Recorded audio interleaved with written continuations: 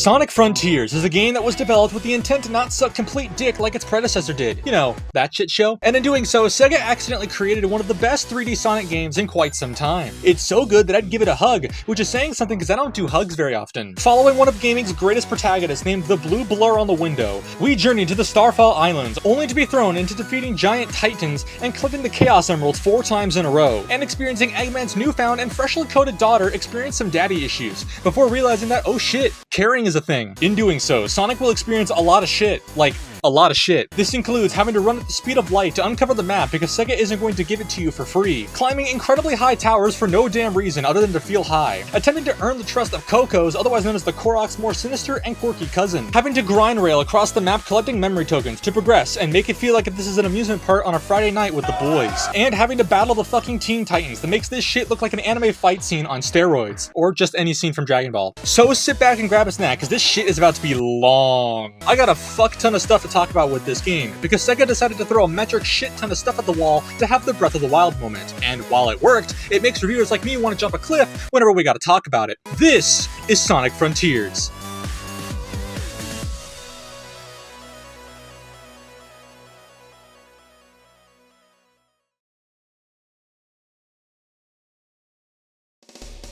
Releasing during the holiday season of 2022, Sonic Frontiers follows our hero Sonic the Hedgehog alongside his companions Miles Tails Prower, Knuckles the Echidna, and Amy Rose on their all-paid expenses trip to the Starfall Islands, a network of islands full of mystery and wonder. And that's about to be seen in full, as Eggman and his daughter Sage, yes, he coded a girl to work for him, it sounds like some incest shit, okay, I hate it, are terrorizing the Starfall Islands, and it's up to us to put a stop to their plans. However, as we venture further on, we'll come to find that this isn't so much the case, as it's later confirmed that they're protecting the world from the return of an ancient evil that wiped out the ancients many years ago. But with that lore tidbit out of the way, I think it's best we start with the gameplay of Sonic Frontiers, because, let's be frank, I'm probably gonna be here for like 30 minutes, so getting into this now is probably a good thing. I got a lot to talk about here. Thanks, Sonic team. So here's everything you need to know about the gameplay of Sonic's newest 3D hit.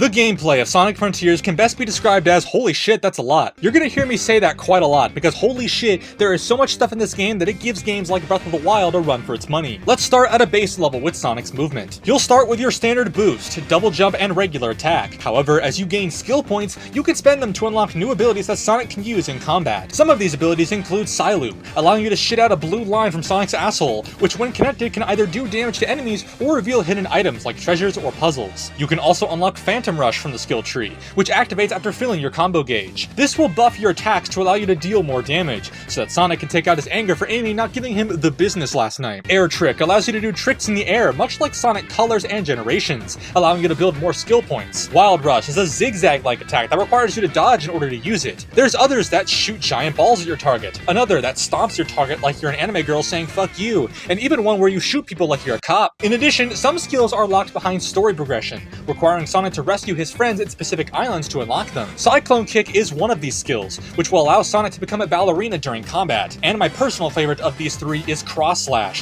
which basically explains how that one girl I knew got the cuts on her arms. These attacks are the core of how you will deal with enemies in Sonic Frontiers, and building your combos to deal more damage is extremely crucial. We'll touch on some enemies and bosses a little later, but let's focus on some of the key gameplay features first. Scattered across the Starfall Islands are portals that are linked to cyberspace. This is basically just if the internet was an actual dimension. It is in these levels that you get to revisit some reimagined stages from classic Sonic titles, as well as some new stages that are based on them. You'll have a list of challenges to complete for each level, that being to reach the goal as fast as you can, collect a certain amount of rings, find all 5 red star rings, and of course, reach the goal itself. To access these portals, you will need portal gears, and you obtain these primarily through treasures and killing guardians, and sometimes randomly through mob drops. By completing these cyberspace levels, you will get vault keys, and you will get more vault keys from these levels based on the amount of challenges that you complete, up to a total of 4. You use these keys to open the Chaos Emerald vaults that are scattered across each island. In addition, you'll have to follow the main story to participate in helping the Coco solve their issues, play some minigames that are funny as fuck, and earn a few Chaos Emeralds along the way. You'll also want to be collecting memory tokens, and much like rings, these are basically everywhere, and you'll need them to progress the main story. You'll pick these up pretty casually, and you're not going to have to worry about seeking them out too much until roughly the end of the game. Otherwise, the main gameplay loop of Sonic Sonic Frontiers goes something like this. You'll start on an island, killing mostly guardians and simple enemies, and uncovering the map through challenges as you loot both portal gears and memory tokens as you go. You'll play through all of the cyberspace levels on that island to get enough vault keys to unlock all of the Chaos Emerald vaults. Then you'll complete the main story until you have 6 emeralds, and then you'll go take on the Titan and get the 7th emerald in order to defeat them.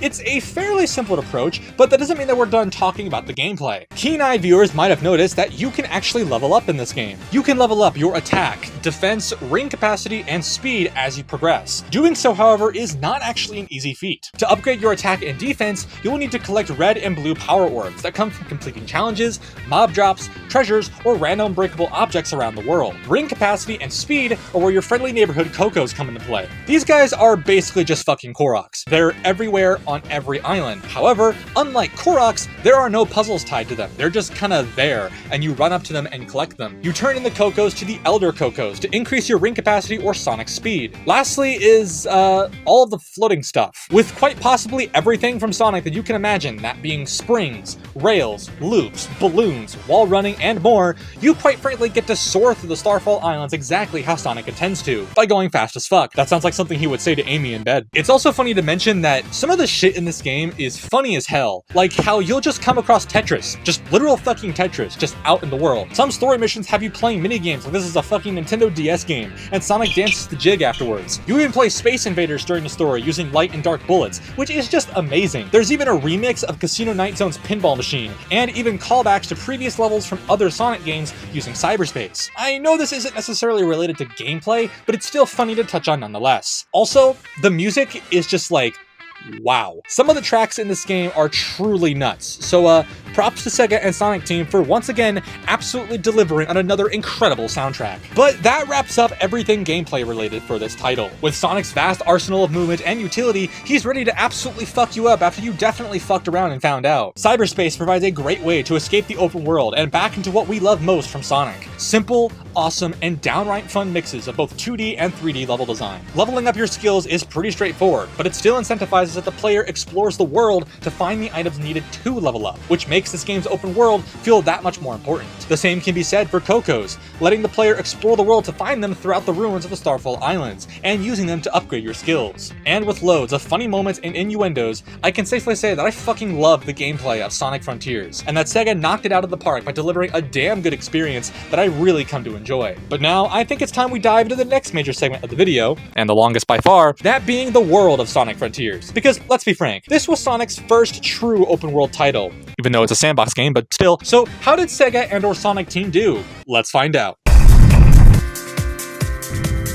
Welcome to the Starfall Islands, and the best way that I can describe them is, there's shit everywhere! Yeah, I don't know if Sega just wanted to have the player be able to do something at any time, or if they just threw 17 different things at a wall and said, screw it, you can deal with all of them. I'm going to start simple and work our way up. So let's start with the common stuff first. Let's talk about the islands themselves. First up is Kronos Island, your starting island that features long sloping hills and a few forests. It's nothing special, but it definitely gives off the vibes that Central Hyrule from Breath of the Wild provides. A vast open world full of things to collect and conquer, yet it still provides a sense of mystery and wonder, and also a bit of scariness, and that I like. Ares Island is basically just Sierra Nevada desert. I'm dead serious. There's ravines, there's cliffs, there's like no fucking water, because of course there isn't. And I mean, Knuckles is trapped here, so of course it's shit. Ares Island for me feels like the hardest to traverse without fast travel, as with its many cliffs, sudden drops, and long distances, it makes it feel like a chore to go anywhere. That's me mostly nitpicking, but it's still important to note. Chaos Island is what happened to Mr. Beast after the allegations finally settled. There's a volcano, and I guess it went boom at some point because this island is just a color palette of 50 Shades of Grey with some black and white thrown in. There were some cool parts though, like the hot springs that I wish I could bring the ladies to, or the mountain that I spam boosted up because I can cheese this game better than you think. Rhea Island is the most unique out of all of the islands. It's already mapped out with no challenges for the player to do. You instead have to disable 6 towers, and then you'll move on to Oranos Island, with the only other thing on this island being some music notes to pick up. It looks and feels a lot like Kronos Island, which can also be said for Oranos Island. This island is the biggest island in the game, and is basically just Kronos Island, but if it smoked a shit ton of crack. It's kind of fitting that the last area of the game is also the biggest, both in size and in quantity of things to do, as Oranos has the most cyberspace levels in the game at 9, as well as some of the largest quantities of guardians and collectibles. But Panda, I hear you ask, how am I going to traverse the world if the map is entirely empty? Well, in order to do that, you'll need to activate challenges, or as I prefer to call them, Towers. There's loads of these on each island, and each one reveals a small section of the map. There is probably around 15 to 20 different variants of these challenges, and there are roughly anywhere between 23 to 29 of these per island. I kinda like to think of these like the shrines from Breath of the Wild, as there are almost just as many of them, and they're all unique in some way, which is really cool. Some of these challenges are only available at night, others are timer-based, some require you to parry bullets, and some ask you to become LeBron James and play some basketball. You get the gist. Treasures are also scattered around the world, and can be discovered by using Psyloop on them. These can offer portal gears, rings, red power and blue defense orbs, or memory tokens. They can also reveal usable objects like springs or dash passes to help reach a higher obstacle course. Timer challenges are also on each island, and you'll have to perform loads of skills to build up points. This will increase your rank for that challenge and give you a bigger points bonus. It's important to know that these are timed events, so you have to be quick. These challenges can be started by using Psyloop around their marker on the map, and it even teleports you back to the start when the challenge is over. That way you don't have to run all the way across the map, which is such a nice quality of life feature. Music notes are also scattered throughout the world, allowing you to collect music from loads of different past Sonic games, and even the music from the Starfall Islands themselves. You can change the track you're listening to on the fly, and have it shuffle your known songs or loop one song, just like a Spotify playlist. That is dope as fuck, and I love it. I sure can't wait to listen to Green Hill Zone for the next 15 hours of gameplay. In addition to the portals, you also have a fishing portal. Yep, here you can meet Big the Cat at his fishing pond in cyberspace, and together you can fish to your heart's content. You may have also been picking up purple coins on your adventures in the Starfall Islands. These coins actually have a use, and it's here with Big the Cat. Using those purple coins, you can pay to fish, and you can purchase orbs, memory tokens, rings, pretty much anything from Big, using the currency you get from fishing. This feature is actually kinda broken because you could legit just sit and fish for 20 minutes and be able to buy all of the memory tokens that you need to progress the story on any island. This is actually what I ended up doing on the last island of the game on Oranos, as I was roughly 60 tokens short, and the last island doesn't exactly have a great amount of tokens to farm. Why he's big, we'll never know, but you can rest assured that it definitely has nothing to do with his pants. But you're probably wondering, Panda, is my only option to get purple coins just finding them in the open world? Well, you're in luck, because there just so happens to be this event called the Starfall, where Chicken Little will come out and yell that the sky is falling as star pieces come raining down from the sky. A literal slot machine will play during this entire event, and you can win some purple coins through it. It's honestly a really cool event, mostly because there's pretty colors. It doesn't happen super often, occurring only once every few nights while you're traversing the open world, so it does have some RNG as to when it shows up. It lasts for roughly 3 minutes, and will become daytime once it ends. That wraps up the majority of the world with this game, with the last major thing being the enemies and bosses that you'll face. I'm not really going to cover the non-boss enemies too much, as they're your typical beat-em-up kind of dudes that will kill you if you're being a stupid idiot. I instead want to focus more on the bosses themselves. There are 5 total major bosses in this game, each being an end boss to the islands themselves. But the islands themselves also have their own mini-bosses that have some unique attributes to them, and I want to touch on a few of them here. These mini-bosses are called Guardians, and each island, apart from Rhea Island, has 4 of their own unique Guardians tied to them. I'm going to touch on my personal favorites out of the 16 Guardians here, so let's start it off with Asura! Being one of the first Guardians you'll come across upon landfall in the Starfall Islands, Asura makes it her goal to show you what a good time feels like by stomping you several stories into the ground. Your main goal is to wall run up her arms and deal damage to her spikes. You'll have to do this for all 3 of her arms and make it feel like she's the wacky inflatable wailing tube man. This fight is quite intimidating, but it can be challenged as soon as you finish the tutorial, which I find to be pretty damn cool. Although she does sound like an anime girl with that name though. Sumo!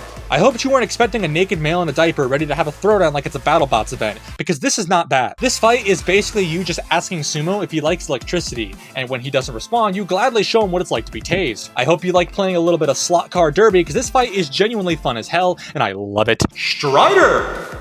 One of several fights that uses grind rails is a big part of its fight. This guy is going to show you that no, this ain't a fucking Strider. This is the kind of shit that fucks you up when you eat Taco Bell. It's your job to focus on dodging the red balls of hot sauce, because red is bad. Once the boss reaches half health, he will start using green, orange, and purple fireballs to attack you, because he kinda got mad that you made his fucking order wrong. I thought I told you that he wanted 12 cheesy roll-ups, not 11. This fight is one of those, it can get hectic if you're not careful kind of fights, and I struggled with it way more than I thought I would. It's still a fun fight though. That's if you like getting hit by balls. Caterpillar!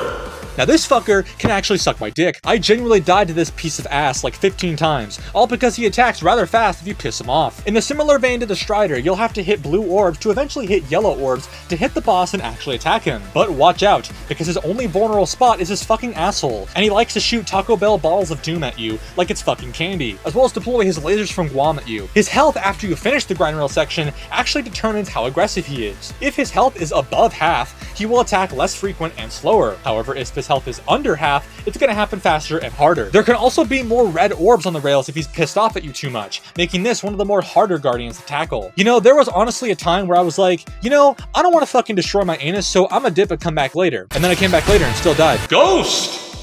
Ghost is probably the most unique guardian in my opinion, because this fucker's got an encyclopedia of stuff to use on you. He's the only guardian that needs to be summoned via a statue, and is the only guardian to steal your rings from you. He does this through the power of fucking sucking it, dude, and can apply this by putting tethers on you to slow you down, zapping you, or putting voids around grind rails to steal more rings quicker than normal. To kill this fucker, you have to break the connected statues that he uses using Psyloop. It will change its battle strategy after you break certain statues. Like after breaking the second statue, it will no longer use its energy tethers. On its third statue, it will abandon its voids completely for bombs instead. It really goes to show that these guardians are really well designed, with some really cool mechanics thrown in to make them stand out and feel like standalone boss fights. While I didn't mention all of them here, these are just some of my personal favorites that I encountered. But I think we should touch on our actual bosses, so let's touch on the Titans. No, not the Teen Titans, the Titans! Wow, that felt powerful to say. Okay, let's start with our first Titan, that being Giganto.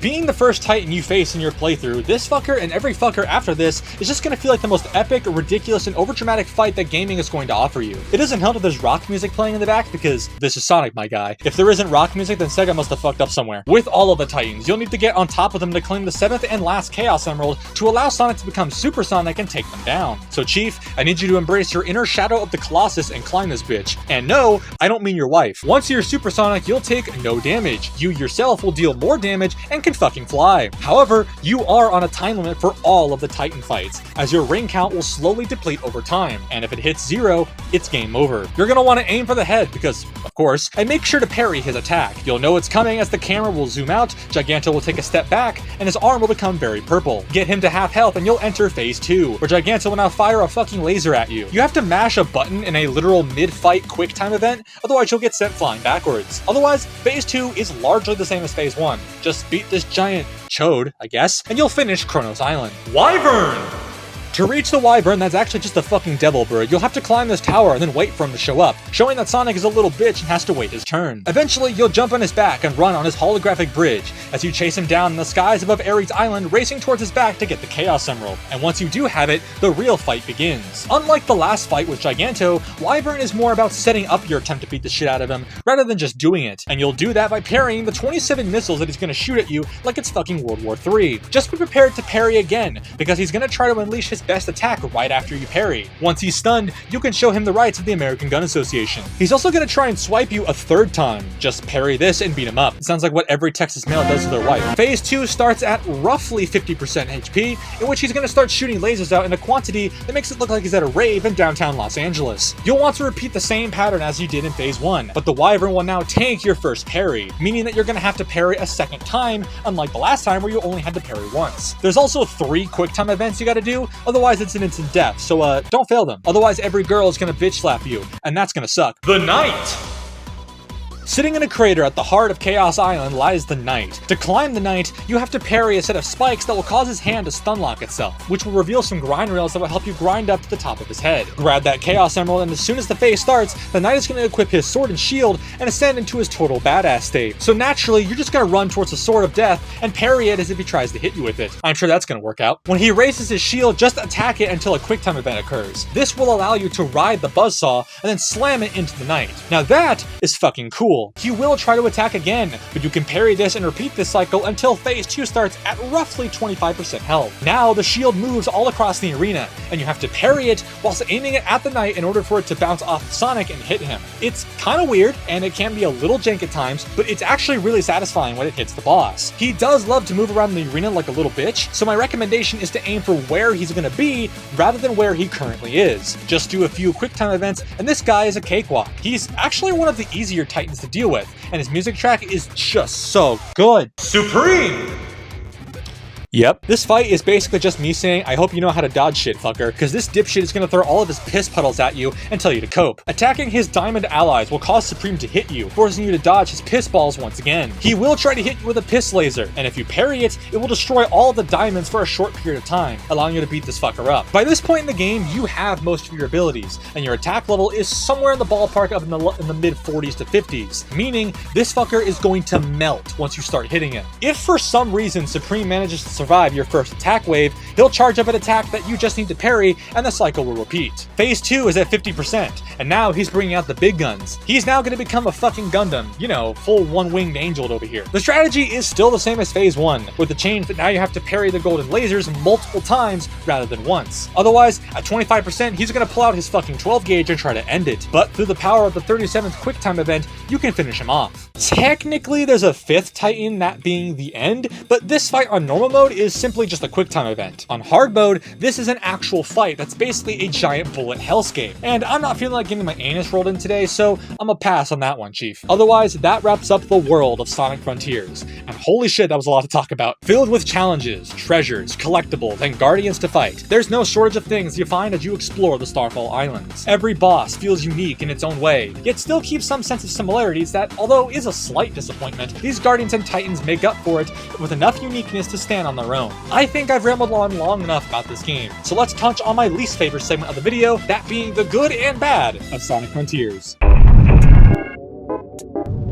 Honestly, from my perspective, I didn't find anything bad about this game. I loved every aspect of it, and I would be down to play the game in its entirety a second time over because that's how much I loved it. But I still want to bring some criticisms from other reviewers into the light, just to mention them. There is quite a lot of pop-in from things loading in all across the world. Now, for me, I don't really care about pop-in, as it's gonna be loaded once I get to whatever that thing is, so why would I care if there's pop-in when it will be fine when I get there? However, I can understand why it's not a good thing to ship a game with this amount of pop-in in it. I did notice some pop-in, most notably on Oranos Island with so much stuff that needs to be loaded, and the same could be said for Ares Island as well. It's not an issue that necessarily affects me, but it can be for some. Sonic's combat and his abilities, while cool and unique, they prove to get a bit stale after a while. This isn't so much during the Titan battles, it's more so for common enemies and Guardian fights. The combat outside of a major fight like the Knight or Supreme feels rather dull, and it feels like you're just pressing the same buttons that are easy to figure out over and over again. It's something that I don't necessarily mind, I prefer simplicity,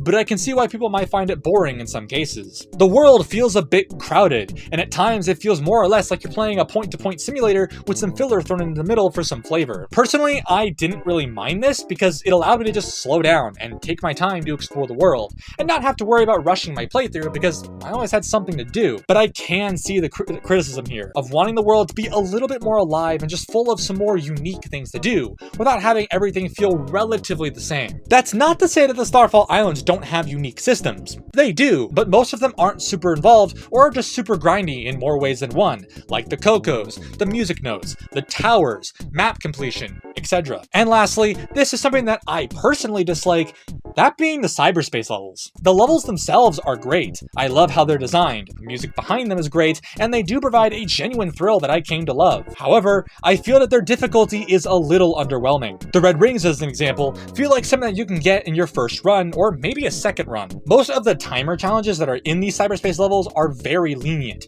and don't force the player to really try super hard. The same can be said for some of the ring requirement challenges, as you'll complete most of them without really even trying. How Sonic controls in cyberspace is a little weird too. It almost feels like I'm rubber banding to a certain extent.